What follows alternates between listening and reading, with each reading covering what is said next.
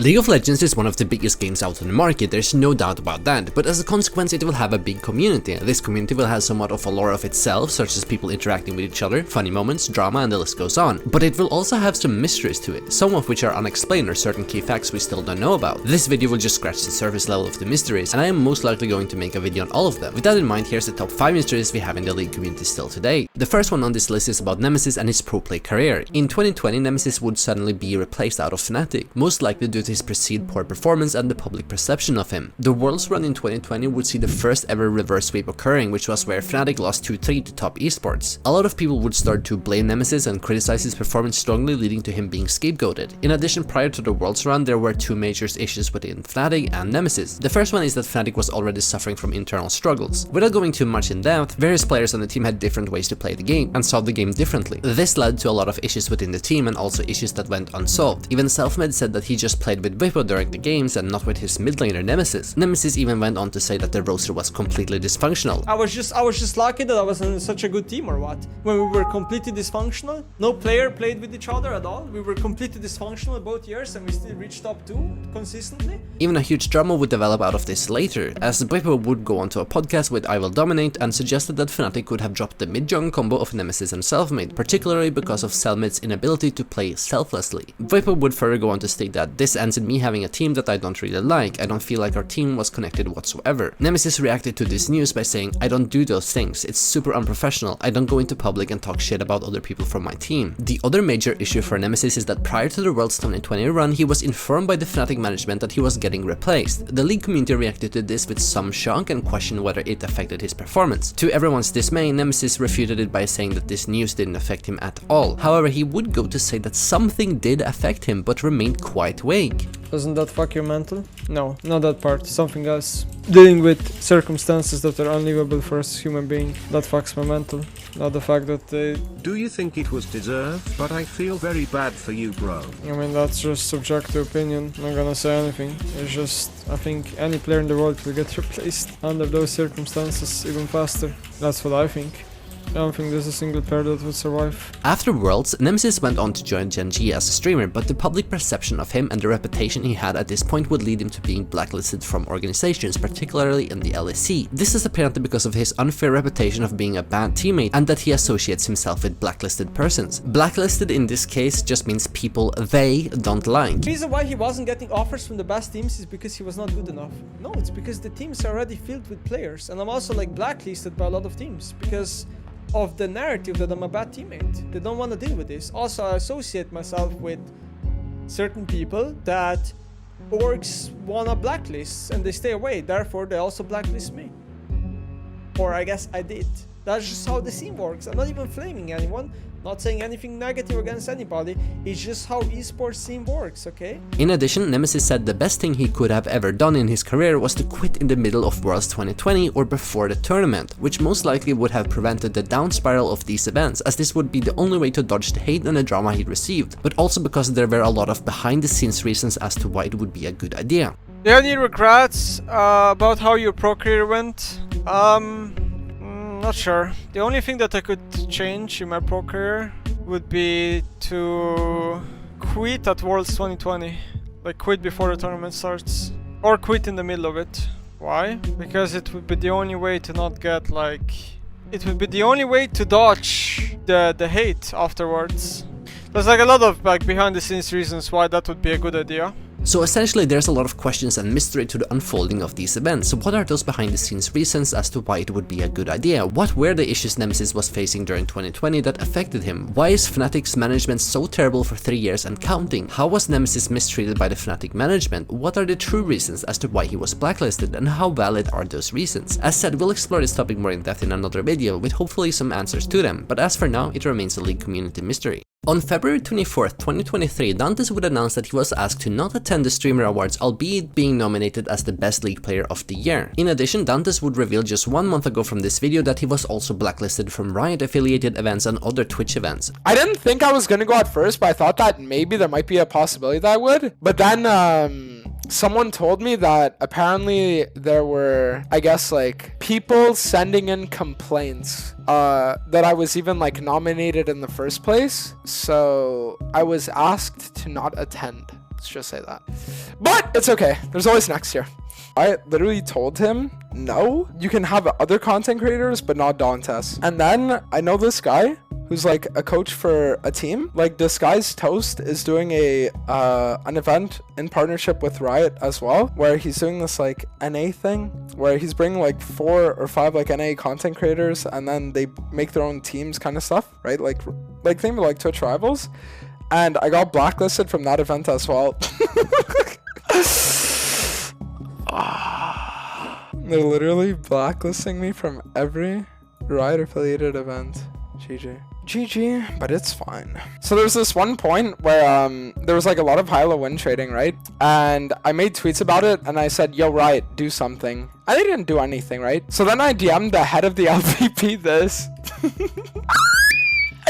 And I was coincidentally banned on Twitch 3 days later. Maybe like a day later, actually. I said, I made a few tweets calling out the lack of monitoring and justice for Riot solo queue. I'd appreciate if you could respond to them or get another rep to do so. I just want you to know that Riot has failed players. You failed us. We ask for protection and you give us nothing. Consider me the messenger. I will get rank 1 against all odds and send a message that none of you can ignore any longer. Enjoy your temporary respite. The storm is coming. I am the storm.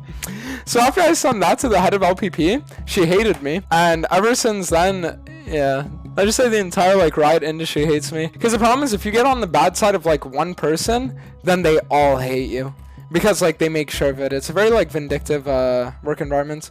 Extremely vindictive work environment. You fuck with one of them one time and they're gonna make sure that you're like blacklisted for years. But this requires more context to understand this turn of events. 3 years ago, in 2020, when Dantes was a literal nobody, Dantes would make an extremely distasteful joke around his friends with streamer Giovanni, another streamer, and was at the time OfflineTV's senior marketing manager. Dantes obviously thought this was a joke and that's it. However, a day later, Dantes would suffer from extreme consequences of this drama when Giovanni tweeted about Dantes. Initially, he was hated a lot and later got banned from Twitch. Moreover, he would go on to state that he, perhaps deserved, got extreme hate, and hate watchers would clip everything he said in an attempt to get him further banned. Dantes attempted to DM Giovanni about an apology a few days later, but never got a response from her, and his lack of following wouldn't help either with reaching the message to her. Dantes would be branded as a sexual harasser for months to come, where people harassed him both outside and inside the game. Content creators would also excommunicado him, and then no one really interacted with him. Dantes would have at this point made a tweet longer publicly apologizing for the distasteful joke and his behavior. The required context stops here, but seemingly from this date, OfflineTV still has intense hatred towards Dantes, still thinking he's the same guy he was in 2020. Despite 3 years having elapsed, giving ample time for Dantes to have grown up, which for the record, he has, OfflineTV allegedly seems to be sabotaging Dantes' collaboration opportunities wherever they can. When Dantes came up as a streamer awards option 3 years later, OfflineTV member Abe, a talent manager and former husband of Natsumi, would go on to come with these resentful statements regarding Dantes. Alright, best League of Legends streamer. Okay, so I'm gonna just say it. This is the guy I was talking about before. This is the guy, Dantes. I think he went by doaenel in the past. From what I heard from other people is that he's actually pretty popular now, like one of the more popular League streamers. But yeah, he is the person that harassed Yvonne and who Yvonne tweeted about. And like, I highly doubt that he's changed. Yeah, I think that the surge of TikTok has probably made him super popular.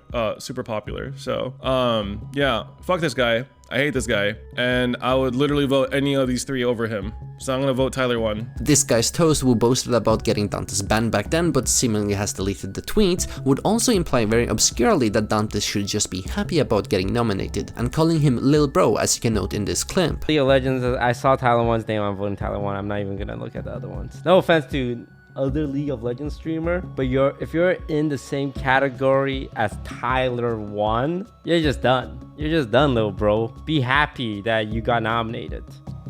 But that's as far as you'll go. With Twitch and Riot Games. Most, if not all, Twitch partners in this content house have a representative. They've also heavily been involved in creating events with Riot Games and Twitch, so all of this may be plausible, but most of this is just speculation. What's very weird about this scandal is that Dantes is being held for something he did 3 years ago, despite owning up to his mistake, while OfflineTV has a bag of more scandals and dramas, where even Disguised Toast said something similar that Dantes got cancelled for, such as, if a girl says no, just keeps asking till she gives in. And yes, this was a real drama that happened with Disguised Toast, but all of this is just speculation, but the question still remained: why is Dantes declined as a Twitch partner for 25 consecutive times, albeit having an average 10k viewers in Korea and has 750,000 followers? What involvement does OfflineTV truly have in the grand scheme of things? Why was Dantes asked to not attend the Streamer Awards despite more people having bigger dirty bags with them? LCS was brewing up to become one of the most interesting seasons of all its time with coach LS, or Last Shadow 9. He was confirmed to be joining the LCS team C9 as a head coach and had all authority in deciding the roster. Prior to this, church members Max Waldo and Vega V2 had already joined C9 at the recommendation and advocation from LS. With him joining, the search of LS was finally being completed. The competitive meta was also shaken up with LS's unorthodox picks such as Iron and Soraka in the mid lane. The team posted a convincing 3-1 start in the first 2 weeks of LCS, but just before C9 took to the stage of their 5th game, the organization first announced on Twitter that LS had been released and Max Waldo was promoted to head coach. This caused massive outrage to C9's management, where a lot of people questioned this decision and were outright angry at C9. Today, no one knows the actual reasons for this decision, as the contract with LS allegedly was terminated without cause. This just leads to speculation and no public accurate statements from either the management or reporters alike. The only vague speculation that we can accurately predict is that LS did not conform to the pre-existing infrastructure that C9 had. Perhaps LS was, for example, not doing things the way that C9 wanted a head coach to do things. What's very weird about this theory is that LS was brought to C9 in the first place to just do that, namely to shake things up. LS said post C9 that this was probably the last time he would ever coach a team again. So the question remains, why did LS get kicked from C9, albeit a strong showing? Team Solo Mebdi was a controversial team to say the least. This team was formed by Yamato Cannon, who is known in particular to have coached teams like Fnatic, Karmin Corp, Korean team Live Sandbox, to say a few. The reason as to why it was controversial is because this team had players Weevil Failure, Raytag, Stunned and Slade, or Darkwing Jax, who is known as League of Legends' most toxic player, and Vangod X, or Jensen, which was incredibly toxic at the time as well. Jensen joined the team late, as Nukdog was actually holding the spot for a few months, but then got replaced due to being underage. Before LCS was a franchise league, you could qualify for it. Team Solo Mebdi, or TS Mebdi, would qualify for the offline qualifiers after winning an EU LCS 2013 Spring ESL qualifier. As they were waiting for the offline qualifier, the team were bootcamped. 48 hours before the Warsaw located event was coming up, you know, their chance at getting a spot for LCS EU, the team was going to the airport in Skavsta, Sweden. 30 minutes after they arrived at the airport, they would get a Skype call from various high-ranking rioters and would tell them what is going to happen with them as a team and as individuals. This information would be publicly available in a forum post on the 23rd of January, literally 2 days before the qualifier for EU LCS started. Esports competitive ruling: suspensions of Stunned and Slade, Vangod X, and Raytag. Below are rulings on a trio of players who are currently on Team Solo Mebdi, a team which was scheduled to play in the League of Legends Championship Series, European qualifier this week in Warsaw. Unfortunately, facts have come to light regarding the toxic behavior of these players, which requires us to ban their accounts and eliminate them from the EU qualifier. This will also have the effect of disqualifying Team Solo Mebdi from the tournament. Of course, nobody wants to take actions like these so close to a tournament event, but it takes time to carefully investigate, review, and uncover all of the relevant historical facts of players, especially when they've operated under multiple banned accounts, and we never make decisions like these lightly. The weird part about this is that Yamato Cannon wrote later on a Reddit post that Riot was okay and confirmed that these players could play, albeit being banned in the past. Of course, before heading into this team and making a commitment, I made sure everything would be fine and ensured that my teammates would behave the upcoming months and in the future because of the upcoming LCS qualifiers. I contacted Riot just to make sure that we would have no issues in the future. I was given somewhat of an ultimatum. Riot was well aware of the past of my players, and they told me if anything would stand out or if they would get banned once again, they would not be allowed to play the LCS. And to me, that sounded very fair, and we stood by these rules. Once again, I would not head into anything like this without making sure we wouldn't have issues further down the line. We got the ultimatum in mid-December. We all basically just committed into it 100% to be alright in solo queue and anything else related to League of Legends. Stun and Slade even completely stopped playing anything but team games just to make sure he wouldn't get randomly reported by people that have hate towards him because of his actions in the past. We were all very paranoid about this since Tribunal works in a strange way. 2 days before we would travel to the event, my manager had a talk with Ryan once again, and we got more information about Season 3 and they put us more into the clear once again, mentioning the ultimatum once again. They also mentioned that they've been monitoring every game we've played and that they've done investigations. I heard rumors about the investigations in early December already, but this confirmed it. So we got the green sign and we were told we were allowed to play as long as we obeyed the rules. The next day we wrapped up our strategies and went to bed early because we had to catch an early flight to go to Poland. We woke up at 3 AM and the owner of the the previously mentioned bootcamp drove us there. It was 300 kilometers away. When we were about to check in, we were contacted by Riot. It was urgent, they said. We were told we got disqualified from the tournament because 3 of our players have been banned. I kept talking to Riot on the phone for about 2 hours about the bans. I wanted answers. I wanted to know what went so horribly wrong the day after they've put us in the clear for a second time. The only answer they could give me is, we can only provide you with the information that is stated in the official post that has been released on the forums. I mentioned the ultimatum, and the response was Tribunal had triggered some negativity on our players, basically saying my players have been toxic. I was confused and I wanted answers. I asked to see the Tribunal cases, but sadly I wasn't allowed to view them since it was classified information that I nor the public has access to. If I had some kind of confirmation about things, I would just accept it. Another thing that bothers me is the coincidence of Tribunal finding anything toxic about 3 players on the same day on the day of our flight. Am I supposed to believe that this was mere coincidence? Riot also told us in the conversation we had before the day we left that they were monitoring and investigating us. If there was a Tribunal ban or anything toxic in our games, wouldn't they have brought it up in our conversation? Why did they even have the talk with us, giving us false hope for all this time is what bothers me the most. The Riot's competitive ruling post would have to say this about the 3 players.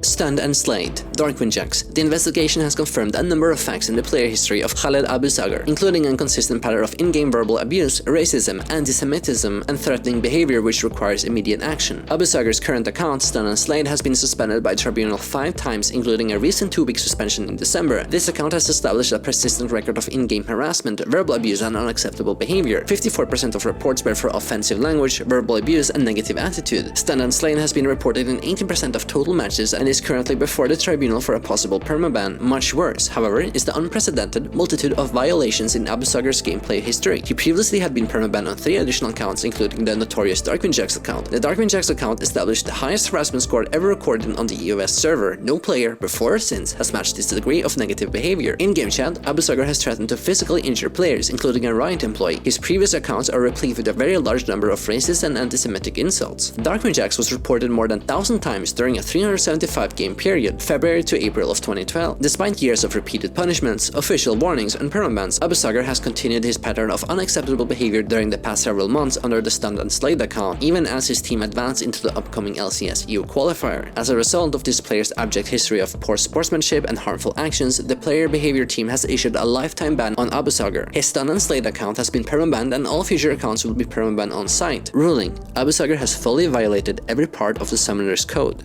Vegard X Jensen. The investigation has confirmed a number of facts in the player history of Nikolai Jensen, including a consistent pattern of in-game verbal abuse, offensive behavior, and negative attitude which require an immediate action. Jensen's Vegard X account has been punished by Tribunal 3 times, including as recently as January 9th, 2013. In fewer than 3 months since the creation of these accounts, the Vegard X account has established a consistent record of in-game harassment, abuse, and poor behavior. 58.8% of reports against Vegard X were for offensive language, verbal abuse, and negative attitude. Worse, however, are the violations in Jensen's gameplay history. On multiple occasions, he has publicly and unapologetically admitted to engaging in a series of DDoS attacks against high elo players. Here is one example. Jensen has been permanently banned twice before. In August of 2012, a majority of players on the Tribunal voted to permaban Visix, a previous Jensen account. After reviewing the facts, the Riot player behavior team upheld the ban. Another Jensen account, Visit Codex, was permabanned in December 2012 for similar behavior. Ruling: Jensen has violated the Summoner's Code in a persistent and remorseless fashion. People in the comments of this announcement were happy to say the least, but the question is, what caused Riot to change suddenly after giving their ultimatum in late December, when seemingly Darkwing Jacks and Co were cleared? Was it all to send a message, or was there more to it? The topic of Renegades Esports is perhaps the most complex of them all, but essentially an esports team got entirely kicked out from LCS under false pretenses. Riot Games made a competitive ruling against Renegades where they stated that Renegades knowingly violated the competitive ban against Chris Badavi, misrepresented their relationship with todate, and compromised player welfare and safety. However, Riot showcased and published no evidence whatsoever regarding this, and players of the team Renegades came against this ruling publicly, stating that they were never mistreated and had a fine time there. In addition, they also didn't consult with the team owners when they were doing their investigations on the team. It only makes one wonder why Riot handled the situation so amateurish and so one-sidedly that it skewed in their favor. What did they have to gain from this? Now, there's a lot of documents, website articles, statements, etc. to go by that I haven't touched upon yet regarding Renegades, but I'll leave some pointers out in the description if you are interested, along with other relevant links to the other mysteries in this video. If you'd like to speculate on some of these mysteries, please feel free to discuss in the comments. If you did like the video, make sure to like and subscribe, and if you didn't like it, I thank you for watching so far.